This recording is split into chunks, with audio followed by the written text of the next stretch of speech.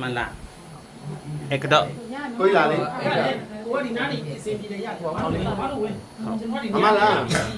ဒီမှာကျယ်ကြီးလို့ ဆယ်ရောက်လောက်ဝင်လို့ရတယ်လား ဒီလိုလားလို့ဒီမှာကျယ်ကြီးပါဆိုမှာ လာရှဲလာဘုံကြီးစီ ဟိုဘာလို့ကြားလဲတော့ဒီလိုလားဒီမှာကျယ်ကြီးလား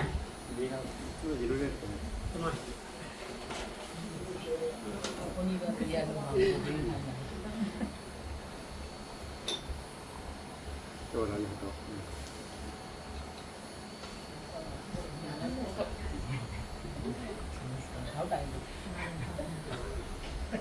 ဒီနေ့ကပါဝါကိုအောင်ပြီးတော့ပြေဆုံးမလားပြေ နာမည်ပြလဲတော့ ဦးဝင်းမောင်ဗျာ ကိုဝင်းမောင်ဟုတ်တယ် အဲ့ဒါ တက်ဘယ်လောက်တော့ 85နှစ် 95မျိုးတော့ငယ်သေးရနော်ဒီမှာပြည်စုံတော့တန်းစီတာပေါ့ပြည်စုံတော့ငယ်သေးဟုတ်တယ်တချင်းကဒီမှာလာ ဆုံးတော့လဲချက်ချင်းပြသူကမရောမှလည်းမရှိဘူးအိမ်နာသွားပြရနဲ့မူးရဲဆိုပြီးပဲအသက်ပါတော့ ငါတို့ကလည်းအဲ့လိုဖြစ်တာပဲလေမနေ့ကမျက်နှာတင်နေနဲ့နည်းနည်းလူကြီးသွားနေချောင်းစရိုက်တာအသက်ပါသွားတာပဲလေ အခုလည်းလို့အိမ်နာသွားပြီးအိမ်နာထွက်ပြီးတော့အသက်ရှူချက်တယ်ဆိုအဲ့ရပေါ်လဲပြီးတော့မရတာ ကိုပြဒီလဲအဲ့လိုပဲလေ ပြောတယ် အယောက်ကဖြစ်မှန်းလည်းမသိအယောက်က ဒီကကိုစီခန်းလိုပဲမှတ်လိုက်ပါတာပဲဘုရားမပေးတာ ဘာမှမခံစားနိုင် ဒီ ရ ရအစင်ပြေရဗျာ ဟင်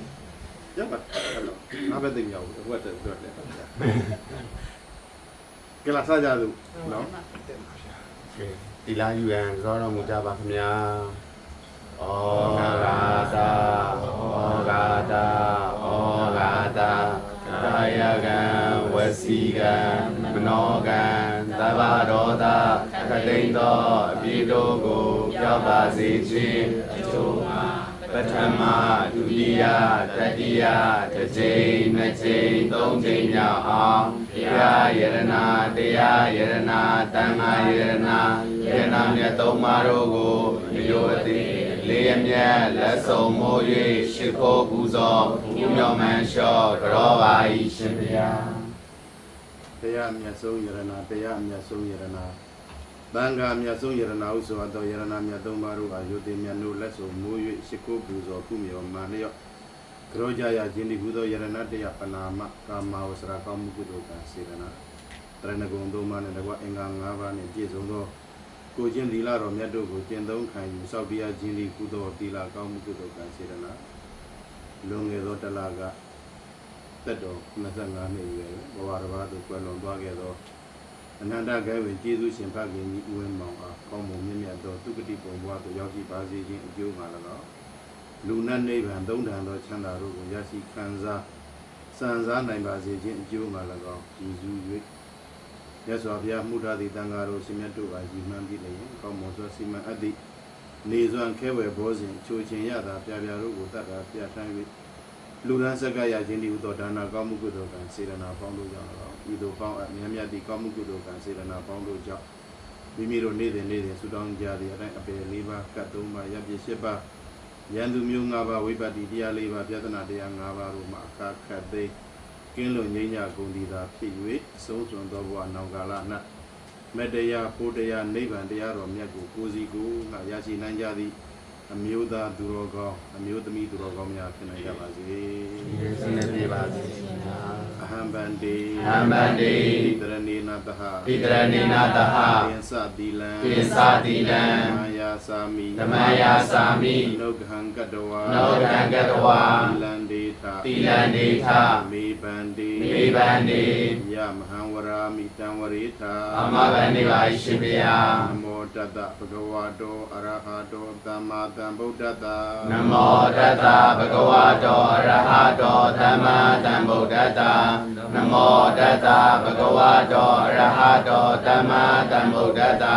နမောတတဗုဒ္ဓဝါတောအရဟတောသမ္မာသမ္ဗုဒ္ဓတ္တဗုဒ္ဓံတရဏံကိစ္ဆာမိဓမ္မံတရဏံကိစ္ဆာမိသံဃံတရဏံကိစ္ဆာမိဗုဒ္ဓံတရဏံကိစ္ဆာမိဓမ္မံတရဏံကိစ္ဆာမိသံဃံတရဏံကိစ္ဆာမိဒုတိယံပိဗုဒ္ဓံတရဏံကိစ္ဆာမိဒုတိယံပိဓမ္မံတရဏံကိစ္ဆာမိသ ဒုတိယံပိသံဃံတရဏံကိစ္ဆာမိ ဒုတိယံပိဗုဒ္ဓံတရဏံကိစ္ဆာမိဒုတိယံပိဓမ္မံတရဏံကိစ္ဆာမိဒုတိယံပိသံဃံတရဏံကိစ္ဆာမိ တတိယံပိဗုဒ္ဓံတရဏံကိစ္ဆာမိတတိယံပိဓမ္မံတရဏံကိစ္ဆာမိတတိယံပိသံဃံတရဏံကိစ္ဆာမိ တတိယံပိဗုဒ္ဓံတရဏံကိစ္ဆာမိတတိယံပိဓမ္မံတရဏံကိစ္ဆာမိတတိယံပိသံဃံတရဏံကိစ္ဆာမိ တိတရဏဂဟနံပရိဘုံနံ အမဂနိဗ္ဗာန်ရှိမယ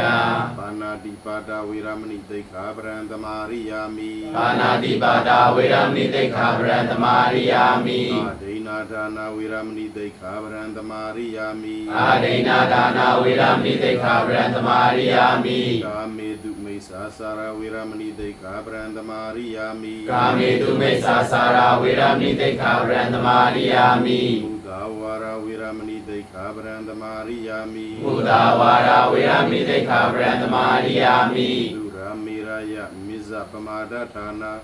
ဝေရမဏိသိက္ခာပရံသမာရိယာမိ ဒုရမေရယမစ္ဆမာရဌာနာဝေရမဏိသိက္ခာပရံသမာရိယာမိ ဣရဏောပုံညံ ဣရဏောပုံညံ အာတဝခယ အာတဝခေယ ဟံဟောတု ဝရံဟောတု ဣရဏောတိလံ ဣရဏောတိလံ နိဗ္ဗာနတ္တ နိဗ္ဗာနတ္တ ပစ္စယော ပစ္စယော ဟောတု ဟောတု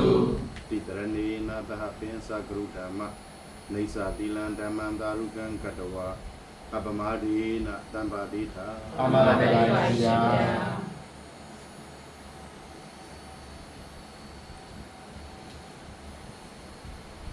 ဒီကိုနောက်ဆုံးမှရတာပေါ့နော်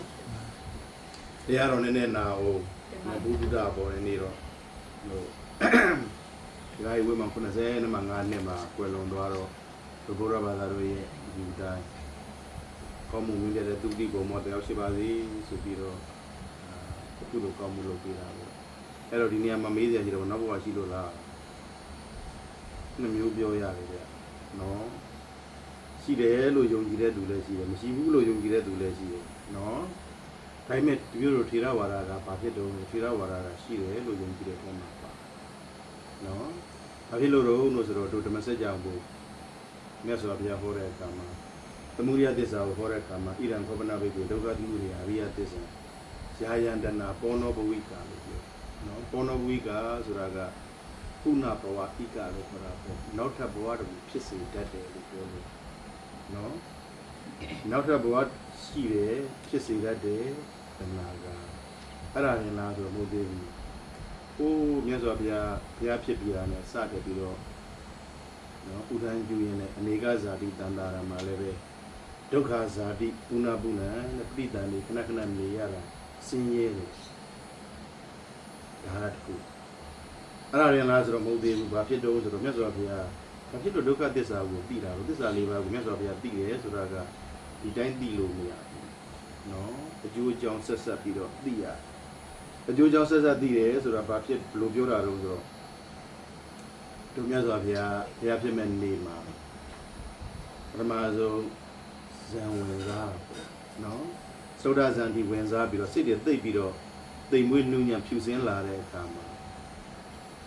ငါဘဝကြီးတရားနေစတာတော့ဆိုပြီးတော့သူ့ဘဝကိုသိချင်တဲ့အခါစိတ်ညစ်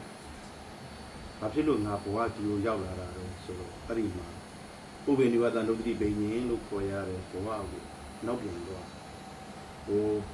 ဘဝကိုအတိတ်ဘဝကိုပြန်လဲသတိရတယ်ဆိုတဲ့အတိုင်းဖြတ်ကနေအဲ့လိုသတိရတာမျိုးပေါ့သူကပစ္စုပန်ကနေပြီးတော့ဒီနေ့ကနေပြီးတော့မနေ့ကနေဟိုဘက်နေရဆိုတရက်ချင်းသူကအပြင်းပြင်းနဲ့နောက်ပြန်ဆုပ်ရပြီးတော့ပဲ跳လို့ဆိုတော့မေရဲ့တိုင်ထဲရောက်သွားတာဟုတ်တယ်မို့လားအဲ့မှာပိဋကန်နေမေပိဋကန်နေကနေပါဟိုဘက်ကစုတိဘက်ကိုလှမ်းသွားဆက်ဆက်ရဘဝဒီလိုနောက်ပြန်သွားရင်းနဲ့ဘဝပေါင်းနာမောင်းများစွာမြင်လိုက်အဲ့ဒါကိုပုဗ္ဗေနိဝတ္တနုပတိပိညင်လို့ခေါ်နော်အဲ့တော့မြင်တဲ့အခါဘာဖြစ်တော့ဆိုတော့အဲ့မှာခုနကပြောတဲ့ဒုက္ခဇာတိပုဏ္ဏပုဏ္ဏဘဝကြီးကခဏခဏဝေးလိုက်သေးလိုက်ဖြစ်နေတာပင်ပန်းလိုက်တာဒါလည်းပဲကိုယ့်ကိုယ်ပြန်စဉ်းစားကြည့်ပေါ့ဒီဘဝမှာလူဘဝဖြစ်တယ်ပညာသင်တယ်ဟိုအိမ်အောင်ကြတယ်အလုံးလုံးတယ်သိတယ်နောင်ဘဝရောက်ရင်လည်းဒါပဲထပ်ဖြစ်နောင်ဘဝရောက်ရင်လည်းဒါပဲထပ်ဖြစ်တာအဲ့လိုတစ်ခုခုပဲပြန်စဉ်းစားကြည့်လို့ပေါ့ ဘဝပေါင်းသိမ့်နဲ့ချီပြီးတော့ဒါမှမဟုတ်ဘဝပေါင်း100လောက်ကိုကိုမြန်မြင်လိုက်ရင်ဘလို့နေမှာစိတ်ပြတ်သွားတာဟုတ်တယ်မဟုတ်လားမြတ်စွာဘုရားလည်းအဲ့ဒါပဲဘာဖြစ်တော့ဆိုတော့ဘဝတွေအများကြီးကိုလှမ်းနေတယ်ကဒုက္ခဇာတိပုဏ္ဏပုဏ္ဏအဲ့ဘဝတွေကလည်းပဲမွေးလိုက်သေးလိုက်နေပဲဘာမှလည်းမထူးဘူးလို့ပြောတာဘာဖြစ်တော့ဆိုတော့လူဘဝကိုမွေးတယ်ဦးဇင်းတို့တွေမွေးရင်ဘာလို့ဘာမှမသိသေးတဲ့ကစမွေးတာနဲ့မေကနေတင်ပြီးဖေတွေကနေတင်ပြီးပညာတင်ပြီးအရွယ်ရောက်တော့အိမ်အောင်ကြစီးပွားလုပ်သေးနောက်ဘဝကျရင်လည်းဒါပဲပြန်ဖြစ်တာနောက်ဘဝရောက်လဲဒါပဲပြန်ဖြစ်တာကတော့အော်ဒုက္ခပါပဲဒါကြီးကလည်းပဲမပြီးလည်းမပြီးနိုင်ဘူးဆိုတဲ့ဒုက္ခကိုစပြီးမြင်အဲ့တော့အဲ့လိုမြင်ုံနဲ့ပြီးသလားဆိုတော့အဲ့လိုမဟုတ်သေးဘူးတဲ့ငါပဲအဲ့လိုကြီးဖြစ်နေတာလားဆိုပြီးတော့မဟုတ်ဘူးကြည့်လိုက်တဲ့ကတတ္တဝါတွေကံအားလျော်ဆိုတာဖြစ်နေတဲ့ဒီပါစကုဘိညာဉ်လို့ပြောရတယ်သူနာအနီးနားရှိတဲ့တတ္တဝါကိုဘယ်သူပဲကြည့်လိုက်ဟောသူကတော့ဘယ်ဘဝကနေဒီကိုရောက်လာအကုန်လုံးလှမ်းနေတယ်တတ္တဝါတွေအကုန်လုံးကိုပိုင်းခြားပြီးတော့ကြည့်လိုက်တဲ့ကဘယ်သူမှလွတ်မဒီပါစကုလို့ခေါ်ရတယ်အဲ့တော့ဘဝတွေကဩငါလည်းမထူးဘူးသူတို့လည်းပဲမထူးဘူးဟောဒုက္ခတည်ပြီးတာပဲဘဝကြီးကအဲ့ဒီမှာဒီကနေလွတ်ကိုလန်ရှိသလားဆိုပြီးတော့အာတုဝကိယပိနေဆိုတာအဲ့ဒီမှာမေဃသစ္စာကိုရောက်တာအဲ့ဒါနဲ့ပြောလို့တာကဘာလို့ဆိုတော့ဓမ္မစကြာကိုဟောတဲ့အခါမှာပောနောဘဝိကဆိုတာအဲ့ဒါကိုပြောပောနောဘဝိကဆိုတာဘာဖြစ်တယ်နောက်ထပ်ဘဝတစ်ခါမျိုးဖြစ်စေတတ်တယ်လို့ဘုရားဘာသာယုံကြည်ုံလားဆိုတော့မဟုတ်သေးဘူးပါရမီဆိုတဲ့အကျင့်ကိုလည်းယုံကြည်ရလူဆိုတာဟာကိုယ့်ကိုယ်ကိုဘာလို့ရလဲလက်ကားနေတော့မြင့်တော့မသွားဘူးဟုတ်တယ်မဟုတ်လားဘာလို့ရတာတော့မြင့်ကြည့်ရမြင့်လိုက်တဲ့အခါမှာဘဝကြီးကမြင့်စိတ်ဓာတ်တွေရောလောက်ရတွေရောအတွေးခေါ်တွေရောမြင့်အောင်ကျင့်ကြံလိုက်တဲ့အခါတဲ့ပြင်းတော့မြင့်လာပြီးတော့နိဗ္ဗာန်ရောက်အဲ့တော့ဒီနေရာမှာမေးစရာရှိတာပေါ့ဒီလိုတော့အကုန်လုံးနိဗ္ဗာန်ရောက်သွားရင်ရောတတ္တဝါတွေကြံမအောင်မလားဆိုအဲ့ဒါကြတော့မဟာယာနတွေဘက်မှာခုရှိတယ်ဒီလားဝိညာဉ်ပြိုကွဲမှုတွေကြားဘူးလားမကြားဘူးတော့ပါဘူးဟုတ်တယ်မဟုတ်ကြားဘူးလားမကြားဘူးဝိညာဉ်ပြိုကွဲတယ်လို့ခေါ်တာဘာဖြစ်တော့ဝိညာဉ်ပြိုကွဲတယ်ဆိုတာကဘာကိုပြောတာတော့ဆိုတော့တို့တွေဒီဘဝကိုဖြစ်တယ်ကွာဖြစ်တဲ့အခါမှာကောင်းတဲ့စိတ်တွေလည်းပဲရှိတယ်မကောင်းတဲ့စိတ်တွေလည်းရှိဟုတ်တယ်မဟုတ်လားသေပြီဆိုလို့ရှိရင်တဲ့စိတ်က2မျိုး3မျိုး4မျိုး5မျိုးပုတ်ထွက်သွားတာဘာဖြစ်လို့ကောင်းတဲ့စိတ်ကကောင်းတဲ့အကျိုးကိုပေးတာမကောင်းတဲ့စိတ်ကမကောင်းတဲ့အကျိုးကိုပေးတာအဲ့လိုနဲ့ဒါပြောတတ်တော်ရပိုးပြီးတော့ပွားလာတာလို့ပြောအဲ့တော့တတ်တော်အစိုးမရှိဘူးဆိုတာအဲ့ဒါကြောင့်မို့လို့တဲ့လက်ခံတာမခံတာပါတာသိရတာပေါ့ဟုတ်တယ်မလားဘုရားပေါ့အဲ့တော့ဘာဖြစ်တော့ဆိုခုနပြောတဲ့ဒီဘဝမှာတော့တယောက်တည်းပဲနောက်ဘဝကြောင့်ဖြစ်တာတော့ထွက်သွားဝိညာဉ်ပြိုကွဲတယ်လားခုနဘာဖြစ်တော့ဆိုတော့ကောင်းတဲ့စိတ်ကကောင်းတဲ့အကျိုးကိုပေးပြီးတော့ကောင်းတဲ့ဘဝကိုရောက်တယ်မကောင်းတဲ့စိတ်ကမကောင်းတဲ့အကျိုးပေးပြီးမကောင်းတဲ့ဘဝရောက်တယ်ဆိုပြီးတော့တတ္တဝါတွေကဖြည်းဖြည်းဘာဖြစ်တော့များလာပြီးမဆုံးဘူးတဲ့နော်နိဗ္ဗာန်ရောက်သွားတဲ့တတ္တဝါရှိတယ်လို့ငဲရောက်တဲ့တတ္တဝါလည်းရှိနေတော့တာဘာဖြစ်တော့ဆိုလူရဲ့စိတ်ဆိုတာကအများရန်ကောင်းနေတာမျိုးရှိတယ်မကောင်းတာတွေရောကောင်းတာတွေရောအကုန်လုံးရှိတဲ့အခါကျတော့အဲကြောင့်မို့ဝိညာဉ်ပြိုကွဲတယ်လို့သူတို့ကတော့ယူဆတယ်နော်ဒီတော့ဘာသာကတော့အဲ့လိုမဟုတ်ကံဆိုတာကဘာဖြစ်တော့ကိုလုံးသမျှကံတဘဝမှာတော့အကျိုးပေးတာပဲလို့ယူဆနော်ကောင်းတာလုပ်လည်းပဲကောင်းတာအကျိုးပေးခြင်းမှပေးတာမကောင်းတာလုပ်လည်းမကောင်းတာအကျိုးပေးခြင်းမှပေးတာဘာဖြစ်လို့တော့ဆိုတော့ကံရဲ့အကျိုးပေးတာအဲ့လိုတခါတည်းဆုံးဖြတ်လို့ပြရတယ်နော်ဟိုတစ်ပင်ဆိုင်တော့ရိုးရှင်းတို့တွေကိုကောဂာနိကေမှာတော့ပြောတာမို့လားဟိုကလျာဏကာရီကလျာဏပပကာရီစာပပကံယာရိတံဝတ္တိပိဇံတာရိတံလက်တိပိပလန်နဲ့ဘာပြောတာတော့ဆိုရင်ကောင်းတာလုပ်ရင်ကောင်းတာဖြစ်တယ်မကောင်းတာလုပ်ရင်မကောင်းတာဖြစ်တယ်ကိုယ်စိုက်တဲ့အပင်ရဲ့အသီးကိုကိုယ်တိုင်စားကိုမစားနဲ့သူများဆွတ်သွားရင်ဘယ်လိုလုပ်ဟုတ်တယ်မို့လားအေးအဲ့ဒါကိုကျတော့ရန်သူမျိုး၅ပါးဆိုတာအဲ့ဒါကြောင့်ပြောတာကိုကတော့လှုပ်တာပဲဒါပေမဲ့ကိုမလှုပ်လိုက်ကိုလှုပ်လိုက်တဲ့အကျိုးတွေကဘာဖြစ်သွားတော့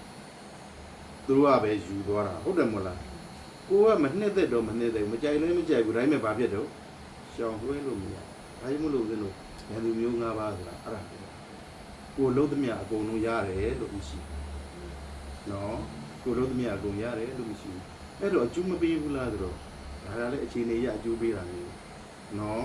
ဒါတွေကပြောရမယ်ဆိုလို့ရှိရင်အကန်ကန်ရအကျိုးတွေဟောရမယ်ဆိုရင်တော်တော်နဲ့မပြီးဘူးဘာဖြစ်လို့လဲဆိုတော့ဓမ္မစကြာတရားမှာ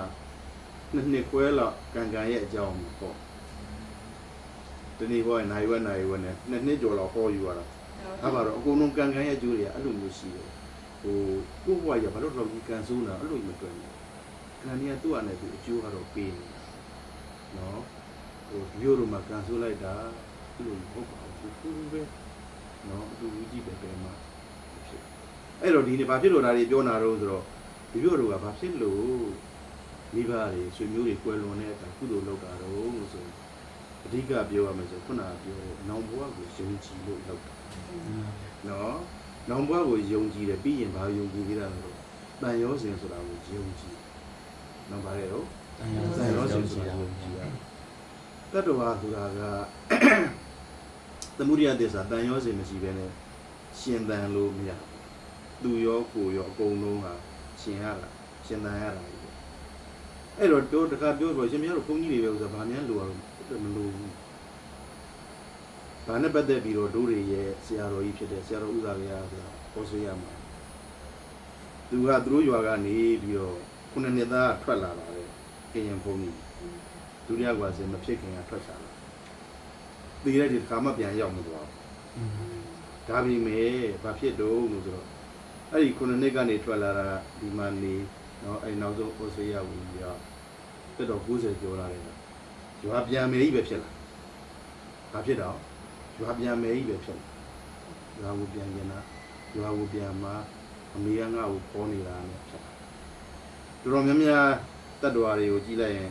အမေကိုအိမ်မက်ထဲတွေ့တယ်အဖေကိုအိမ်မက်ထဲတွေ့တယ်တော်တော်များများစိတ်လာပြီဆိုရင်တော့သေဖို့ကတော်တော်နီးလာတာပဲနော်ဘာဖြစ်တော့ဆိုတော့ဘဝနိကံဒီကတနာလို့ပြောရတယ်ဘဝကိုပြန်ဆွဲဘဝကိုပြန်ဆွဲဒါမင်းတို့တွေကငယ်နေငယ်လေးလို့ငါတို့တွေဆိုနည်းနည်းလေးအသက်ငါ60နာနီးလာတော့じゃဘာဖြစ်လာတော့ဆိုတော့အတိတ်ကိုပြန်ပြီးတော့သတိရတာသိတယ်အတိတ်ကိုပြန်သတိရတယ်ဆိုတာကကိုယ်ငယ်စဉ်တော့စာကကိုရိယာနော်ဒါပေမဲ့မနေ့ကဘာဖြစ်တယ်ငါမမှတ်မိဘူး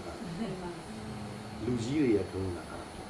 ဘာဖြစ်တာလဲဆိုတော့ဘဝနိကံဒီကတနာလို့ခေါ်တာဘဝကနောက်ကိုပြန်ဆွဲဒါမှမဟုတ်ရောဒနာမလွတ်ဘူးဆိုတာအဲ့ဒါကြောင့်ပြောတာနော်မလွတ်ဘူးတော်တော်နဲ့လူတွေလည်းအသက်ကြီးရင်အဲ့လိုဖြစ်မှာလူကြီးတွေကြည့်ကြပါလားသူတို့တွေ့ပြီဆိုလို့ရှိရင်ငယ်စဉ်အကြောင်းတွေခီလူလေးညာပြောတာပဲဟုတ်တယ်မဟုတ်လားကြီးတဲ့အကြောင်းတွေအကုန်မေ့တာအဲ့ဒါဘဝနိကံဒီကတနာလို့ပြောရတယ်ဘဝကိုပြန်ဆွဲတယ်အဲ့ဒီကနေပြိပံတွေကြိုးပေးတာအဲ့ဒီကနေကြိုးပေးတယ်ဒါမှမဟုတ်တို့ဇတ်တော်တွေပါတွေဖတ်လို့ရှိရင်ဘုရားလောင်မွေးရင်ဘယ်နာသွားမွေးရော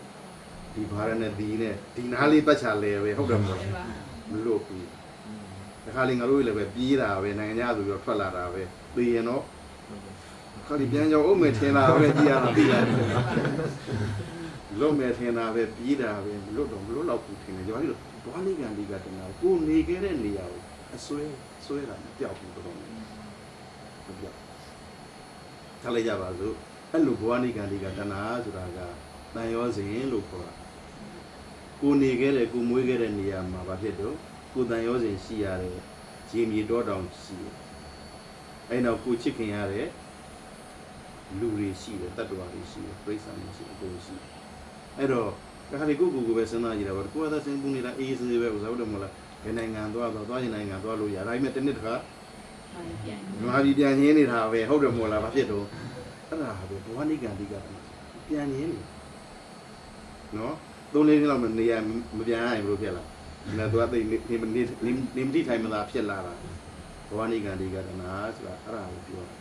နော်အဲ့တော့တန်ရောစဉ်ဆိုတာအဲ့ဒါမိဘတွေနော်အသက်ကြီးလာတဲ့အခါအဲ့လိုတန်ရောစဉ်တွေကြောင့်နော်ဟိုဘဝတွေတိမ်ပါကြတယ်ဆိုလို့ရှိရင်နော်အဲ့ဒီဘဝတွေကနေလွတ်ပါစေကောင်းမှုမြတ်တဲ့တုတိဘုံမှာရောက်ပါစေဆိုပြီးတော့လှုပ်ပေးတဲ့အမျိုးကိုအများတန်းပြီးရလို့ပြောတာနော်အဲ့တော့ဘောင်းလည်းပဲနေနေအဖေရအဲ့လိုပဲပေါ့ဟုတ်တယ်မဟုတ်လားကိုယ့်ရဲ့အဖေကိုကောင်းရမွန်ရတုတိဘုံမှာရောက်ပါစေဆိုပြီးတော့ဒါကုသိုလ်ကောင်းမှုလုပ်ပြီးအများတန်းပေးရတာအဲ့တော့ဒီနေရာမှာထပ်မေးဦးမှာပေါ့ဒီလိုတို့ပြုတဲ့ကုသိုလ်တွေကရောတကယ်အမျှရမှာ ဒါလည်းရှင်းနေဖို့မူတည်တာပဲနော်ဗါတယ်တော့ ရှင်းနေပါ ရှင်းနေ ဘူး ဖို့မူတည်တာပဲဘယ်သူမှကံဒီကံမှာပြောလို့မရဘူးဘာဖြစ်လို့တော့ဆိုမြတ်စွာဘုရားလည်းအဲ့ဒါပြောတယ်ဘာဖြစ်တော့ဆိုတော့ခုနကပြောတဲ့ဘဝကိုပြောတဲ့အခါအေးတဲ့ဘဝဆိုတာကအဲ့လိုတွေပြောလို့ဒီလိုပြီးတတ္တဝါတွေကတည်ပြီးတော့နောက်ဘဝဖြစ်တယ်ဆိုတာကနော်ဟိုကပေတဂတိလို့ခေါ်ရတဲ့နော်တစီတည်းဖြစ်တာပေါ့ပမာလို့ပြောတော့နော်ပရိစ္ဆာနာဂတိလို့ခေါ်ရတဲ့ပရိစ္ဆာန်ဖြစ်တာနော်ပြီးရင်အပါယဂတိလို့ခေါ်တဲ့အပင်ငယ်ကိုကြာလူမကောင်းတဲ့ဘဝက၄မျိုးရှိ၃မျိုးရှိတယ်နော်ပြီးရင်လူဘဝကိုပြန်ဖြစ်တယ်ပြီးရင်နတ်ပြည်နတ်လောကဆိုတဲ့စင်မြင့်တဲ့ဘဝကိုရောက်တာဆိုပြီးတော့ငါဘဝ၅မျိုးကိုသူ့ရဲ့ကံအတိုင်းသွားတာလို့ပြောတာသူ့ရဲ့ကံအတိုင်းဆိုတာကံဆိုတာတဲ့တန်ရောစဉ်ကြောင့်သွားတာလို့ပုံမှန်တူပြောတာနော်ဘာဖြစ်လို့တော့ဆိုတော့တို့တွေဟိုမြတ်စွာဘုရားရဲ့ကျောင်းတကာကြီးဖြစ်တဲ့ဗိမိသာရမင်းတရားကြီးဆိုတာသောတာပန်နဲ့သောတာပန်ကျောင်းလဲကျောင်းတကာနော်ဒါပေမဲ့တည်တဲ့အခါဘာဖြစ်တော့လို့ဟိုနတ်လောကမှာအောက်ဆုံးဖြစ်တဲ့နော်ကရာကုံလာခုခေတ်လိုပြောနေရင်းဖွဲ့တယ်သွားပြီးတော့မွေးတယ်လို့ပြောတာပဲဘာဖြစ်လို့ဆို तू ကကရာကုံလာဝါဒနာပါတယ်လို့ပြောတာအဲ့တော့အဲ့ဒီပဲကိုသွားဖြစ်သူ့ရဲ့ကံမျိုးနဲ့ဆိုလို့ရှိရင်သူလှုပ်ထားတဲ့ကံနဲ့တိထမြင်တဲ့ဘဝကိုရောက်နေဒါပေမဲ့ဘာဖြစ်တော့အဲ့ဒီဘဝကိုပြောကဆိုရတာတော့ပြောတယ်ပြောတဲ့အတွက်အဲ့ဒီကိုရောက်အဲ့တော့ခုနကပြောတယ်လို့ကံဒီကကံဆိုတာတဲ့တန်ရောစဉ်ကဘဝတွေကိုချဲလဲတာများနော်အဲ့တော့ကိုကဘလောက်ပဲကံဒီကောင်းအောင်လှုပ်ထားတာတန်ရောစဉ်ကတစ်ဖက်ဖက်ကိုဆွဲသွားတယ်ဆွဲသွားတဲ့ဘဝကိုနိကရကိုရောက်သွားဒါမှမဟုတ်ဘုန်းကြီးတွေတော်တော်များများတခါကြီးတွေဒီမှာအသက်ကြီးလာပြီဆိုရင်ကိုပြိဿံလေးတွေမမွေးနဲ့ပြောတာလည်းကပြောတာမဟုတ်ဘူးသိလားဟိုအပြည့်တော့ဆိုတော့သာသမီတွေကအပြင်မဲ့အဝေးရောက်နေကြတယ်အဝေးရောက်နေတော့ကိုတယောက်တည်းအထီးကျန်တယ်အထီးကျန်တော့ဘာဖြစ်တော့ကြောင်ကလေးမွေးတွေးကလေးမွေးတယ်မွေးတာကမွေးလို့ရဒါပေမဲ့အဆွဲကအဲ့ဒါကဲနော်ဟိုပြီးသွားလဲစိတ်ကမဖြောင်းနိုင်ဘူးနော်ကြောင်လေးဘလို့မှနေမှမသိကိုယ်လေးဘလို့အဲ့ဒါသွားသိပြီနော်အဲ့ဒီသွားဆွဲအဲ့လိုဆွဲတဲ့အခါကုသိုလ်ကောင်းမှုတွေဘလောက်ပြုထားတာတဲ့အဲ့ဒီဘောပြန်ရောက်သွားတယ်နော်အခါလေးဒီလိုဘုံတိုင်းနဲ့အဲ့လိုရောက်သွားတာမျိုးတန်ဝဲစဉ်ကြောင်ရောက်တာငရဲမှာလွယ်ရင်ကြံတဲ့ဘဝတွေတော်များများကတန်ရောစဉ်ကြောင်ရောက်တာတွေဒီလိုများနော်အဲ့တော့တန်ဝဲစဉ်ကြောင်ရောက်ကြရင်ဒီလိုအဲ့ဒီဘဝနေလွတ်ပါစေဆိုပြီးတော့ဥပ္ပေအများကြီးပြီးတော့အဲ့တော့ဒီညမှာခုနကပြောတယ်ဒီလိုတော့အများဝေရင်ရမှာလားဆိုတော့စန္ဒာကြည့်တော့ငရဲရောက်သွားရင်တော့မရတာသိကြတော့ဟုတ်တယ်မလားပြိဿံဖြစ်ရင်လည်းပဲမရလူပြပြန်မွေးရင်လည်းမေတော်မသူ့ကိုယ်ကိုဝင်စီမပြုံးမှာမဟုတ်ဟုတ်တယ်မလားတလားဆိုတော့နော်အဲ့တော့နတ်ပြည်ရောက်ရင်လည်းဘာဖြစ်လို့လဲဆိုနတ်ပြည်ကျတော့သူဘုရားဘာသာရဲ့အလိုရတိုင်းခက်ကအရန်กว่าတော့ကိုမဟာတော့သူကတော့ရောက်ခါတာဒါတော့ဘယ်မှာပဲဖြစ်ဖြစ်ပေါ့ကိုတော်မဟိုရောက်တာနဲ့တခါတည်းဟိုစင်မူရောက်တာတခါတည်းအမေစီဖုံးဆက်ဖြစ်သေးတာမှမဟုတ်တာဟုတ်တယ်မလားကိုကဖြစ်တော့အစင်ပြေရောကျိုးစားရပြီနော်ကျိုးစားပြီးတော့မှတော်လေးအခြေအနေတွေငြိမ်ပြီးဆိုမှအမေရောက်ပြီးအစင်ပြေတယ်နဲ့ပြောတာနိုင်ပိုင်းတော့ကြာတာပဲသူတို့လည်းပဲအဲ့လိုပဲနိုင်ပိုင်းကြာတာမယ်ဒါပေမဲ့တို့တွေကြတော့တက်တာဖြစ်သွားတာပေါ့ဟုတ်တယ်မို့လားတိုင်းနေအချိန်လေးအရန်ကွာသွားတဲ့အခါသူတို့တွေတတိယတွေဆိုမှကိုကမရှိတော့အဲ့တော့အဲ့ဒီဘဝမျိုးရောက်သွားရင်တော့အမြဘလောက်ဝေးနေမရဘူးပေါ့တဲ့မရဘူးပေါ့အဲ့တော့ခုနပြောတဲ့၅မျိုးထဲမှာ၄မျိုးလောက်ကမရဘူးလို့သာမှတ်လားအဲ့တော့80ရာခိုင်နှုန်းရှိတာ80ရာခိုင်နှုန်းမသိကြတော့နော်အဲ့တော့20ရာခိုင်နှုန်းကသိကြသလားဆိုရင်အဲ့ဒါလည်းပဲသူလူချင်းမရတာနော်ဗါလေလူချင်းမရတာမလူချင်းချင်းမရဘူးမလူချင်းချင်းမရဘလောက်ပေးနေနေရရှင်မရတွေ့ကြုံရှိလားငါအများကြီးရှိတာအဲ့ဒါမျိုးသိလားဘုန်းကြီးဘွားမှာသိခါကြရမယ်အဖြစ်မျိုးပဲဆိုကြပါလို့တော်ရှက်ကွဲတာပဲသိလားနော်တော်ငယ်ငယ်တော့ငါစံပြေမြောက်ပဲသူလည်းသိပါတယ်စံပြေမြောက်ပဲမဲ့ကိုတာဝန်ကြရဲသူရဲဥကောင်လေးတယောက်ဆုံးသူ့မှာသာသမီ3ယောက်နဲ့ဟုတ်တယ်ဇနီးကောင်မလေး30ကျော်လောက်နေဦးမှာပေါ့ သူကလေးတွေကလည်းပဲအကြီးဆုံးမှာ10နှစ်လောက်ရှိမှထားလိုက်10နှစ်ကျော်လောက်မလို့ပါအဲ့တော့သူ့ရဲ့မျိုးသမီးတွေအကြောင်းဆရာမှာကျန်းနေကြတာရုပ်ကလေးကတော့တော်တော်လေးလှတဲ့ခေတ်ပါထားပါတော့အဲ့တကားလေးကကွဲလွန်သွားတော့မကြုတ်ဘူးနော်ငါလည်းပဲအဲ့တော့ဘယ်လောက်ရှိအောင်မ24 25ပေါ့တော်တော်ငယ်သေးတာကျောင်းနိုင်ဘုန်းကြီးမလုပ်ဘူးသေးဘူးလေတည့်ရတိုင်းဟုတ်တယ်မဟုတ်လားအတူပါတွေပဲသွားလုပ်ပြီးဒါပေမဲ့ဘာဖြစ်တော့ဆိုတော့အဲ့တကမာကသူ့မျိုးသားကသူ့စီခဏခဏလာနေတယ်လို့အိမ်မက်ထဲမှာလို့အများနဲ့မြင်းနေတာမြင်းနေတော့ကြာတယ်လို့တစ်လားလောက်ပဲတစ်လားလောက်မှစွန့်ကပ်မယ်ဆိုပြီးတော့အဲ့တော့တို့အဲ့ဒီမျိုးကတော်တော်လေးဟိုဖြစ်သေးတယ်ပမာနေသေးတယ်မရှိဘူး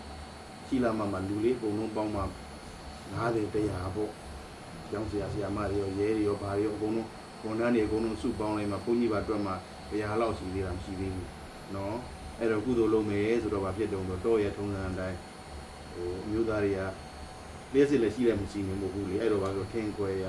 ဝါခုတ်ရပေါ့ဖြစ်တုံးတော့မနဲ့လေးပါရထိုးမှာဘူးအဲ့တော့သူ့အိမ်မျိုးသားတွေများလာတော့သူကမနေနိုင်ဘူးသူအလုပ်ကြတော့လက်ကဘုန်းကြီးဆုံးကမလို့သူကပြောတဲ့ကတ်လည်းပဲပါငါမျိုးမြောက်ဝင်လည်းငါတာရုမပေါ်ဘူးပြောနော်ဒီလိုဘုန်းကြီးလည်းဒီနေ့ကုန်ပေးမြုပ်ဘူးရွတ်တဲ့ချိန်ငါထွက်နေမှာပြီးရင်ပြန်လာမှာတဲ့အဲ့တော့ဘုန်းကြီးနာမည်တက်ကိန်းပေါ့ဟုတ်တယ်ပေါ့အဲ့ဒါနဲ့ငါလည်းရင်းနှီးနေတဲ့တခါကြီးကစကားမှုပဲသူကလာပြီးတော့ဘုန်းမတော်နာမည်တော့ပြက်ပြီးတယ်ဘာဖြစ်လို့အဲ့လိုကဟာစဉ်းစားကြည့်ပေါ့ကိုလည်းပဲခုမှတောင်းတဲ့ဘုန်းကြီးလောကပဲဆိုတော့လေဟုတ်တယ်မို့လားဟုတ်ဗျာငါပဲမစွမ်းတယ်လိုသီးလာပဲမရှိတော့ငါဒုက္ခပါပဲတညာလုံးမေတ္တာပို့လားသီးလားအညာမအိပ်ဘူးမေဘူးချက်တာပေါ့ဘုန်းကြီးဆိုတော့အတွေ့အကြုံလည်းမရှိသေးဘူးခုကတော့သိစားနေတော့တာနော်ချက်တာပေါ့အဲ့တော့ငယ်လည်းငယ်သေးတာကိုပထမဆုံးလောက်ရတဲ့အလုပ်လေးမှာဘာဖြစ်တော့အဲ့လိုကြီးဖြစ်တယ်ဆိုတော့ကြတော့ချက်တာပုံမှာပေါ့ဟုတ်တယ်မို့လားအဲ့လိုမေတ္တာလေးပို့တာလေရပါဘူးဘလို့ပါပဲတော့အများလဲဝေရောအကုန်လုံးပြီးမှကုလောဝင်ဘူးပါရောသူမသွားဘူးတဲ့မသွားဘူးတဲ့ဘလို့တော့အများဝေတာမသွားဘူးမလိုက်ပါတော့အဲ့လိုနဲ့ကိုလည်းတို့အဲ့နောက်မှじゃခဏနဲ့ကြုံတော့ကြာခုကြာရိုးကိုနေတော့လားမင်းဘာသာမင်းပူရင်ဘူးမပူရင်နေငါပြုတ်ကိုမလိုက်ဘူးသူကြတော့အဲ့လိုဖြစ်သွားသီလားဒီလိုပါပူရင်ဘူးမင်းကိစ္စငါကိစ္စမဟုတ်လို့တွက်လို့တာကိုလို့စရာကြီးတာလို့ပေါ့အဲ့လိုထားလိုက်ပါတော့အဲ့ဒါနဲ့ဗျာအမေငါဒီရောက်တာ2000မှာနှစ်2009လောက်မှာကလေးမတယောက်ကလာဝချတာဘုံဒီလာတော့ငါလည်းအေးဟုတ်တယ်ငါရဲ့ဟိုကလည်း trademark ကလည်းတည်တဲ့အတိုင်းပဲထိတ်ကပြောင်းတာဟုတ်သူကမှတ်မိတယ်မှတ်မိတော့ကြတော့သူကလည်းဟုတ်တယ်အဲ့တော့သူကလည်း Sunday school ပညာလာနေတာကိုမှတော့ Sunday school ငါတင်နေတာတော့လာတော့အဲ့မှာငါမိတယ်ဘုံဒီလိုမှတ်မိလာတဲ့ငါအကုန်လုံးပြန်မှတ်မိနေမလို့ခဲတယ်တော့အဲ့မှာပြောရင်တော့သိပါတယ်ဆိုပြောတော့ကြမှာခုနပြောတယ်အများဝင်တော့ဒါရုမခေါ်တဲ့တခါကြီးရဲ့သမီးလေးဆိုရင်ဒီအဲ့လောက်တော့ကြီးလာပြီလားဟုတ်တယ်အဲ့နင်းဖေကပြင်ကြွပေါ့လေကဲ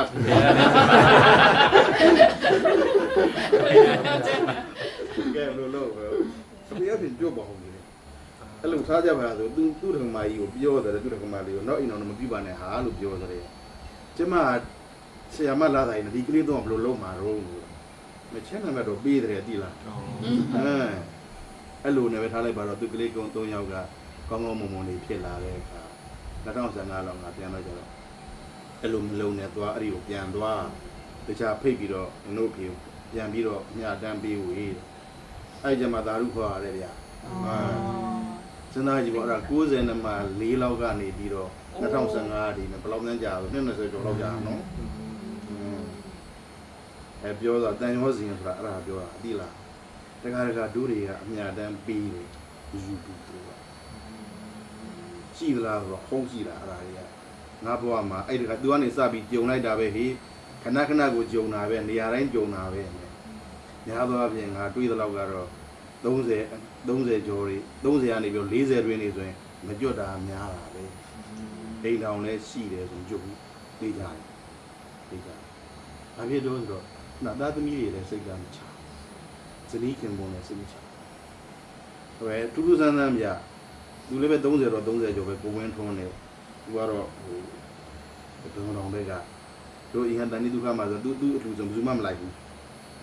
ဘာဖြစ်လို့ဆိုခုနက तू ကလည်းအလိုပဲသူ့အမေတယောက်တည်းရှိတာ तू စိတ်မချစိတ်မချသူကလည်းဘာဖြစ်တာတော့ဆိုတော့အကြံတွင်းကြီးဟိုနည်းနည်းမူးလာနေမှာပေါ်ကြည့်ရတာနေရန်ပူတဲ့အချိန်လိုပဲဟိုကရေချိုးပြီးတော့ဆုံးသွားကိုပဲတော့ထားပါလို့အဲ့လိုပဲ तू လည်းမကြည့်ဘူးဗျ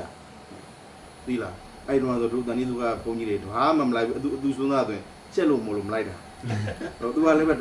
ကမာကြီးကလည်းပဲစီးပွားရေးအဆင်ပြေဝါကျော်တွေပဲဖွင့်လာတော့အဆင်ပြေတယ်စီးပွားရေးပါသမင်းဆိုင်တွေဝါကျော်ဆိုလုပ်ငန်း3-4ခုလောက်ရှိတယ်သူကအဲ့ဒါသူ့မိုက်တယ်လည်းအပြိုကြီးတွေလည်းပဲကြီးပြီးအကုန်တော့40ကျော်50ပေါ့ဒီမှာပေါ့ငါတို့လည်းအများကြီးကြီးတာပေါ့အဲ့တော့ငါတို့မှ26 29ပေါ့အကုန်လုံးအမားတွေကလည်းအိမ်တော်မပြူဘူးနဲ့အဲ့ကောင်ဝင်ပူးပြီဆိုပြောချင်တာပြောတာနင်တို့ငါပြန်လာချင်ပါတယ်ပြောနေနင်တို့ကလည်းမပြူဘူးနဲ့ဟာခေါ်တယ်သူကတော့ခဏနဲ့ပူတာပေါ့အဲ့ဒါဒီဥတရားနာရအောင်လာပါအောင်ဆိုမလာဘူးသူ့မေသူ့ခေါ်ရင်အဲ့ကောင်းလေးလာအောင်သူ့မေတော်တော်ချက်တာသူသားဟုတ်အပြူကြီး3ယောက်နဲ့သူသားမိ4ယောက်ပြောတယ်သူသား1ယောက်ခဲပေါ့ယောက်ျားလေး1ယောက်ပဲပါတော့ချက်တာခေါ်ပြီးဆိုမလာဘူးဒီကောင်အဲ့ဒါဘုန်းကြီးတွေပါလေပေးရွတ်ပြီးဆိုရင်အဲ့ဝင်ပူးပြီးအဲ့ဒါအထုံးတာအဲ့ဒါအမြဲတမ်းပဲအဲ့တိုင်းပဲအဲ့တော့ဘုန်းကြီးတွေကတော့သူ့ဆိုကြောက်ကုန်နေတော့တာပဲဘာဖြစ်လို့ခုနပြောလို့အများမှမယူတာဆိုမရဘူးနော်အဲ့တော့အများကလည်းပဲခုနပြောလို့ခုန20ရာခိုင်နှုန်းလေးရှိတာမှသနာကြီးကအများမယူဘူးဆိုတော့သေးကိုမသေးကြဘူးလို့ပြောတာနော်ကိုကတော့ဘာဖြစ်တုံးဆိုတော့မီယိုးဖလားအဲ့လိုတဲ့ဘာဖြစ်တုံးဆိုတော့ပါသမီတယောက်ရဲ့တာဝန်ရလုပ်ပေးရတာပဲနော်အဲ့တော့ကောင်းရမွန်ရောက်ပါသေးလို့ဆိုပြီးတော့အများတန်းတော့ဝေးတာပဲသာဓုခေါ်ရင်တော့ရတာပဲသာဓုခေါ်နိုင်တဲ့ဘဝရောက်ရင်တော့ရတာပဲဒါလည်းပဲသာဓုခေါ်နိုင်တဲ့ဘဝဆိုတာအသက်ကြီးတဲ့လူကြီးတွေတော့များလွတ်သွားတာများတယ်တို့ရတွေ့ကြုံရဘာဖြစ်တုံးဆိုတော့သူတို့ဘဝကိုသူတို့တော်တော်များများသူတို့စိတ်ပြတ်သွားအသက်ကလည်းပဲကြီးသွားပြီကွာကိုယ်တိုင်နဲ့ဘာမှမလုပ်နိုင်မကိုင်းနိုင်တော့ဟုတ်တယ်မလားသူများကိုမိကိုပြီးတော့အသက်ရှင်ရတာသူကပူကြီးပွားပြီးပိုတော်ဆိုးသေးတယ်သူကဘာဖြစ်လို့သူကိုချီကိုလက်နဲ့နေလာတယ်သူကနေပြီးသူများမျက်နှာကြည့်ရမယ်အလုပ်ချင်တော့သူတို့တွေစိုးမိသများသွားပြင်လွတ်သွားတာများတာအဲယောဂဝေဒနာခံစားနေရတဲ့သူတွေလည်းပဲလွတ်သွားတာများတော့ဖြစ်လို့ဆိုစိတ်ပြတ်သွားတာဟိုပါကြီးနော်အဲ့တော့တစ်ခါမှာဘဝတွေကအလေးရှိတတ်တယ်တန်ရောစဉ်ကြောင့်နော်ရောက်တဲ့ရောက်ရတဲ့ဘဝမရောက်ခဲနဲ့နော်မရောက်တဲ့ရောက်ရတဲ့ဘဝကိုရောက်နေရင်ရပါစေဆိုပြီးတော့တို့တွေကအများတန်းပေးဝေတာပေါ့အဲ့တော့ခုနကအကုန်လုံးပြောသလိုပဲဘာဖြစ်တယ်နောက်ဘဝရှိတယ်လို့လည်းပဲသူဖြေရပါတာဘုရားဘာသာနဲ့ယုံကြည်လို့လည်းကုသိုလ်လုပ်ပေးတယ်အမြယူခြင်းမယူခြင်းကသူ့ရဲ့ကံတာပေါ့ဒါပေမဲ့သားတယောက်သမီးတယောက်နေလည်းဘာဖြစ်သားသမီးတွေနေသားသမီးတာဝန်ကိုကြည့်အောင်တော့လုပ်ပေးရတာအဲ့တော့ပြေလည်းပြေရတယ်နော်ကြောက်ရဘဝနေပြီးသားဥပေါ်ပါနော်ကောင်းအောင်သူဒီပုံမှာလည်းလွတ်လပ်ပြောင်းသားဆိုတာတွားပါနော်စိတ်ဘာဖြစ်လဲအနှောက်အယှက်ဖြစ်နေတာစိတ်ဆွဲလန်းနေတာစိတ်မချတာရှိရင်လည်းပဲဖြစ်ပါနဲ့နော်ပြောရတယ်အဲ့ဒါတွေကလည်းဒီလားကိုအမေရှိသေးတယ်ဆိုအမေလည်းဆောင်းလျှောက်ပါမယ်နဲ့ပြောရတယ်ဒီလားအဲ့ဒါလည်းနော်အမေရှိတယ်မောင်နှမတွေညီမလေးတွေဘာတွေရှိတယ်ဆိုရင်လည်းဆောင်းလျှောက်ပါမယ်ပြောဘာဖြစ်တော့ဒီခါကမှမိဘတွေကဒါတွေတမီးတွေဘလောက်ပဲကြီးနေသူတို့မျက်စိထဲမှာတော့ကလေးလိုပဲနော်ဘာဖြစ်တော့ဆိုတော့ငါရတကားကြီး90နဲ့မှ3နှစ်ကွယ်လွန်သွားပြီမဲ့ဟိုမကွယ်လွန်ခင်ကလေးကငါ့ကိုခဏပြောငယ်မလေးကိုဆောင်းရှောက်လိုက်ဦးနော်ဟုတ်ပါပြီငါလည်းပြောတာပဲဟုတ်ပါပြီပပူပါနဲ့ဘာတော့ဘာလေးတွေးနေတာတော့နဲ့ပြောတာပဲဒါပေမဲ့လူကြီးတယောက်နဲ့ဘာဖြစ်တော့စိတ်မချနော်စိတ်မချအဲ့တော့ကိုကတာဝန်ယူပါမယ်အမေကိုလည်းပြင်ထားပါဘူးရှိသေးလားအမေကိုရှိတယ်အမေကိုလည်းနော်ပြင်ထားပါဘူးဒီလိုစိုက်ပါမယ်လို့တော့ပေးရတယ်တိလားနော်အဲ့ဒါမှသူကသူ့ဘောလို့လည်းသွားနေတယ်နော်ဒါကမှစိတ်မဖြောင်းတဲ့အခါသွားဘယ်လိုမဖြစ်ရအောင်လဲတိထားရတာပေါ့နော်များသောအားဖြင့်တော့အဲ့ဒါပါပဲဘာပြီးခြင်းလေးလို့တော်ပြေဆုံးသွားပြီဟုတ်တယ်မို့လားနော်အေးဘဝတွေကအဲ့လိုရှိတတ်တယ်ရှိတဲ့အခါမှာ သူရောကိုရောဒီဘဝတွေကဒီလိုပဲနော်အဲ့တော့ယနေ့ကုသိုလ်ကောင်းမှုပြီးတော့အမြတ်တမ်းပေးရတယ်ရောက်လေရဘဝဖြစ်လေရဘဝကနေပြီးတော့သာဓုခေါ်ပါကောင်းမှုမြတ်တဲ့သူတိဘုံဘဝလည်းပဲကြောင်ကြောင်တန်တန်သွားရောက်ပါလို့ဆိုပြီးတို့တွေအမြတ်တမ်းပေးဝေရနော်ဘာသင်္ကန်းကတ်ဟုတ်နော်ဘာလဲကတ်အဖုံဘုံရဲ့ကံမောတေပုံမှန်ကျလိုက်ဆိုလိုက်ဆိုသံဃတာဒီမာနိဗ္ဗာနတ္တာပစ္စယောဟောတုပါသံ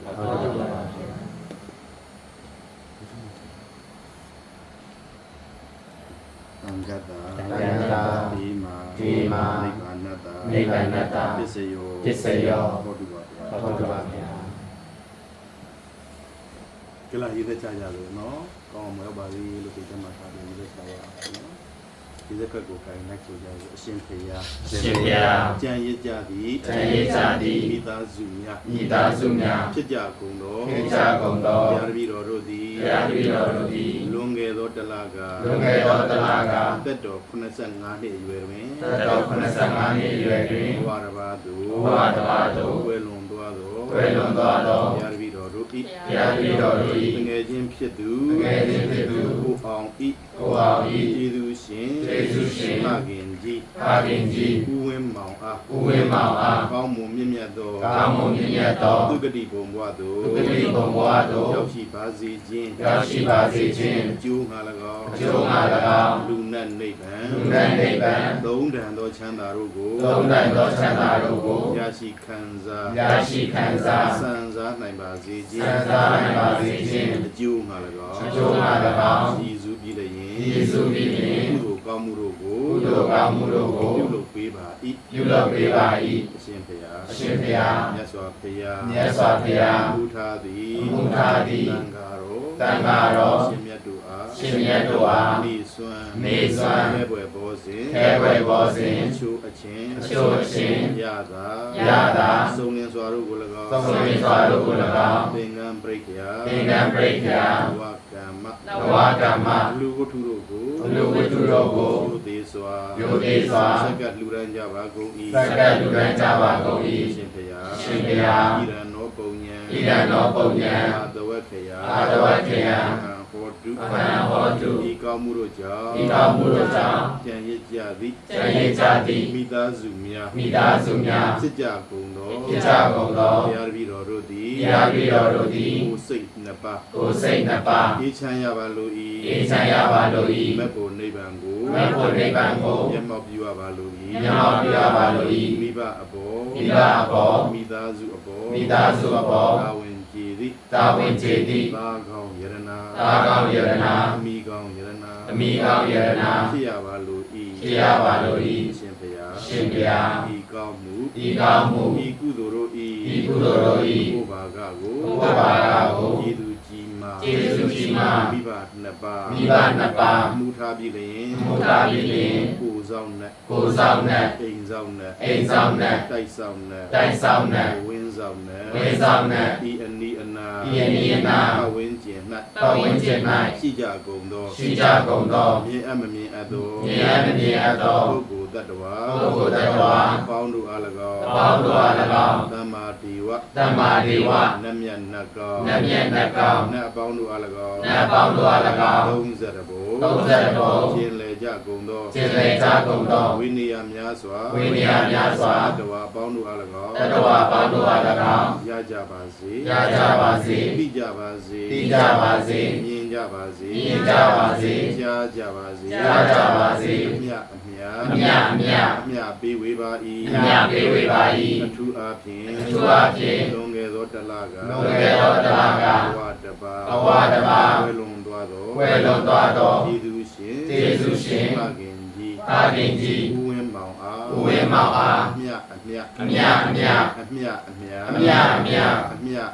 အမြပေးဝေငှပါ၏ကျေးဇူးရှင်ဖခင်ကြီးသည် ကျေးဇူးရှင်သားခင်ကြီးသည် ဖြစ်လေရာဘုံဘဝ ဖြစ်လေရာဘုံဘဝ ရောက်လေရာဘုံဌာနတို့မှာ ရောက်လေရာဘုံဌာနတို့မှာ သိရှိပြီးလျင် သိရှိပြီးလျင် သာဓုအနုမောဒနာ သာဓုနောဒနာ ခေါ်ဆိုနိုင်၍ ခေါ်ဆိုနိုင်၍ ကောင်းမွန်မြင့်မြတ်သော ကောင်းမွန်မြင့်မြတ်သော သူဂတိဘုံဘဝသို့ သူဂတိဘုံဘဝသို့ ရောက်ရှိပါစေတည်း ရောက်ရှိပါစေတည်း ကောင်းမွန်မြင့်မြတ်သော ကောင်းမွန်မြင့်မြတ်သော သူဂတိဘုံဘဝတို့ သူဂတိဘုံဘဝတို့ ၌ ၌ လူနတ်နိဗ္ဗာန် လူနတ်နိဗ္ဗာန် သုံးတန်သောချမ်းသာတို့ကို သုံးတန်သောချမ်းသာတို့ကို ရရှိခံစား ရရှိခံစား စံစားနိုင်ပါစေတည်း ဆန်းစားနိုင်ပါစေတည်းကုသိုလ်အမြတ်အမြတ်အမြတ်ယူတော်မူကြပါကုန်သောသာဓုသာဓုသာဓုကုသိုလ်အမြတ်အမြတ်အမြတ်ယူတော်မူကြပါကုန်သောသာဓုသာဓုသာဓုကုသိုလ်အမြတ်အမြတ်အမြတ်ယူတော်မူကြပါကုန်သောသာဓုသာဓုသာဓု ယထာနုဘာဝတောယခာနေဝတတေန္တိပိဒနာယညိစေဝနုယုံဇံတော်ရတေန္တိဝမတ္တန္တိတောဒုက္ခံသူပတိသောတောသပပံဂိဉ္စီနာပတ္တိဧဝမာရိကုနုပေတံပရိဒန္တံပနာမဟိကရဏီယမထကုသလေနယန္တတန္တံပရအပိတမစ္ဆတေကောဥဇုသသူဟုဇုသသူဝသောသတ္တမုရုအနာတိမာနိတန္တောတကောသသူဝရောသအပကိသောသတံလဟုကာဝုဋ္ဌိတန္တိန္ဒရိယောသနိဘကောသအဘဂဘောကုလေသဝနာနုဂေရောနာသကုဋ္ဌမာစရေဂိဉ္စီယေနာဝိညုပရိဥပဝရေယောဒုခိနောဝခေမိနောဟွန်တုသဗ္ဗတတ္တဘဝန္တုဒုခိတတ္တယေကေစီပါဏဗုဒ္ဓတိတသာဝထာဝရဝနဝသေသာဒီဃဝယေဝမဟန္တာမိစီမာရတကနုကထူလာဒိဋ္ဌာဝယေဝအရိဋ္ဌာယေဝဒုရေဝတန္တိအဝိဒုရေဘုဒ္ဓဝတံမွေတိဝသဗ္ဗတတ္တဘဝန္တုဒုခိတတ္တနာပရောပရဏိကောဝေဒနာတိမညေတာကတ္တစီနာဂိဉ္စီယာရောဒနာပရိကတင်ညာနိညာမညတာဒုက္ခမိစေယမာဒာယထာနိယံဗုဒ္ဓမာယုတာဧကဗုဒ္ဓမနုရခေဧဝံဘိတဗ္ဗဗုဒေတုမာနတံဘာဝေအပရိမာဏံမေတ္တေဇာတဗ္ဗလောကသမိမာနတံဘာဝေအပရိမာဏံဩဒံအဒောဇတိရိယံသအတံဘာရံအဝေရမတပတ္တံဒိဋ္ဌံစရဏိသိနောဝတယာနောယဝတ္တတဝိတမေရောဧဒံတတိအဒိဋ္ဌေယပရမမေတံဝိဟရမိရမဟုဒိဋ္ဌင်္ဇာနုဘဂမ္မတိလဝတတနေနာတံပန္နောကာမေတုဝိနယဂေရဏာဟိဇာတုကဗ္ဗတိယပုဏ္ဏရေတိဣတိပိသောဘဂဝါရဟံသမ္မာသမ္ဗုဒ္ဓောဝိဇာစရဏတံပန္နောဒုက္ခတောလောကဝိတုအနုတ္တရောပုရိသအဓမ္မတာရတိတထာဒေဝမနုဿာနံဘုရောဘဂဝါသွာခာတောဘဂဝတာဓမ္မောဗန္ဒေတိကောအဂါလိကောဧဟိပတိကောဩပနေဟိကောပစ္စတံဝေရိတဘောဝိညူဟိသုပတိပန္နောဘဂဝါတောသာဝကအတံကောဥဇုပတိပန္နောဘဂဝါတောသာဝကအတံကောညာယပတိပန္နောဘဂဝါတောသာဝကအတံကောသာမိစိပတိပန္နောဘဂဝါတောသာဝကအတံကောယေရိရံသတ္တာရိပုရိသယုဂာနိယထာပုရိသပုဂ္ဂလာဧသာဘဂဝါတောသာဝကအတံကောအာဟုနေယောပါဟုနေယောဒေခိနေယောအင်ဇလီကရဏီယောအနုတ္တရံပုံညာခေတံလောကတဧဝံဗုဒ္ဓံတရန္တာနံဓမ္မံတံငင်္စာဘိကဝောဘယံဝါသံမိတတံဝါလောမဟံသောနာဟေတတိယန္တုန်ိမိတံဝမင်္ဂလင်းစယောသမနာဘောတကုဏတတရောဘာဘေကောရုတုပိနာအကန္တံဗုဒ္ဓ ानु ဘာဝေနာဝိနာသမင်တုယန္တုန်ိမိတံဝမင်္ဂလင်းစယောသမနာဘောတကုဏတတရောဘာဘေကောရုတုပိနာအကန္တံဓမ္မာနုဘာဝေနာဝိနာသမင်တုယန္တုန်ိမိတံဝမင်္ဂလင်းစယောသမနာဘောတကုဏတတရောဘာဘေကောရုတုပိနာအကန္တံသံဃာနုဘာဝေနာဝိနာသမင်တုဘဝတုသဗ္ဗမင်္ဂလံရခန္တုသဗ္ဗဒေဝတာသဗ္ဗဗုဒ္ဓ ानु ဘာဝေနသရာတုခိဘဝန္တုတေဘဝတုသဗ္ဗမင်္ဂလံရခန္တုသဗ္ဗဒေဝတာသဗ္ဗဓမ္မာနုဘာဝေနသရာတုခိဘဝန္တုတေဘဝတုသဗ္ဗမင်္ဂလံရခန္တုသဗ္ဗဒေဝတာသဗ္ဗသံဃာနုဘာဝေနသရာတုခိဘဝန္တုတေသဗ္ဗိတိယောဝိဝေဇန္တုသောကောရောဂောဝိနတတု မဟာဒီဘဝံတွန္တရာယတုခိရိကာယုကောဘဝအဘိဝါရဏတိလေသာနေသံဩရာပစာယိနောသတ္တရောဓမ္မဝရန္တိအာယုဩနောဒုက္ခံပလံ တာဒုတာဒုတာ ကဲသုံးကြကြတာဟုတ်